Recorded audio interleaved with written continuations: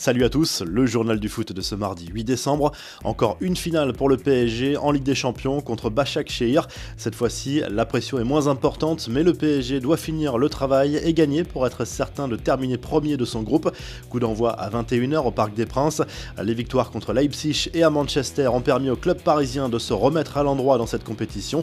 Le PSG devrait évoluer en 4-3-3 contre le club turc, Navas dans les buts. Du grand classique derrière, Verratti, Paredes et Danilo Pereira devrait débuter au milieu de terrain. Derrière, le trio offensif Neymar, Mbappé et Keane. Les autres matchs de la soirée dans le groupe du PSG, duel décisif entre le RB Leipzig et Manchester United. Le club mancunien peut se contenter d'un nul pour valider son billet pour les huitièmes de finale. Le choc de la soirée oppose le Barça à la Juve, un match décisif pour la première place de ce groupe et surtout l'occasion de revoir Messi et Ronaldo face à face sur un terrain. On y reviendra en revue de presse. Rennes accueille le FC Séville pour l'honneur. Duel décisif également dans le groupe F entre la Lazio et Bruges. C'est l'info qui a fait le plus de bruit en Italie comme en Angleterre. Mino Raiola, l'agent de Paul Pogba, a livré une interview choc à Tuttosport.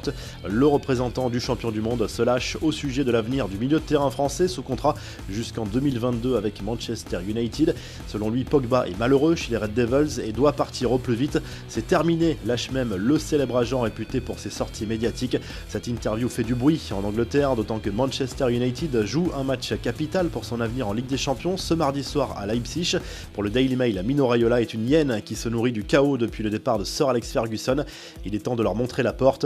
Le Manchester Evening News rappelle que ce n'est pas la première fois que Mino Raiola fait ce genre de sortie qui accentue la pression sur le club et les dirigeants mancuniens. Le Sun assure qu'un transfert en janvier est désormais la seule option possible pour Pogba et s'interroge sur l'origine de ces déclarations. Difficile en effet d'imaginer que le milieu de terrain mancunien n'était pas au courant des propos qu'allait tenir son agent dans la presse italienne.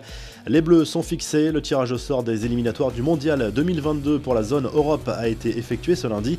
Pas d'obstacle insurmontable pour l'équipe de France sur la route pour la prochaine Coupe du Monde au Qatar. Les joueurs de Didier Deschamps évolueront dans le groupe D avec l'Ukraine, la Finlande, la Bosnie et le Kazakhstan. La Belgique est placée dans le groupe E en compagnie du Pays de Galles et de la République tchèque.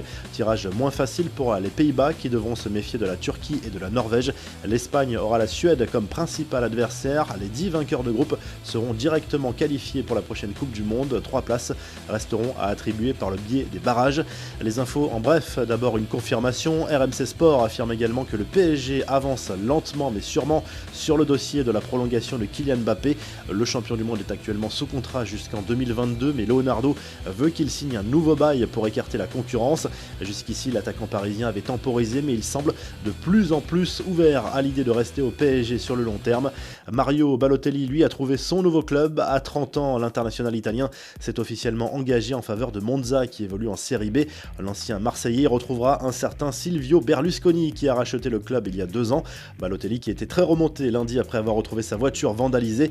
Il a promis sur les réseaux sociaux l'enfer au casseur si jamais il parvient à l'attraper. Je te le dis, prie pour que je ne sache jamais qui tu es parce que je te hanterai à vie, a promis Super Mario dans une story Instagram. Ronald Koeman doit commencer à en avoir marre des questions sur l'avenir de Lionel Messi. Harcelé par les médias à chaque conférence de presse, le technicien néerlandais a cette fois botté en touche. Il n'a pas souhaité s'exprimer sur les rumeurs de départ de l'international argentin.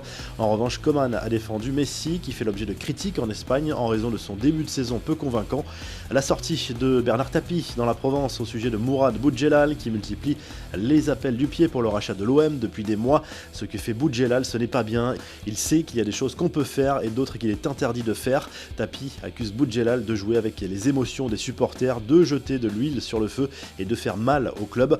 Enfin, le nouvel hommage du premier club pro de Diego Maradona, Argentinos Junior, a dessiné le visage du célèbre numéro 10 dans le rond central.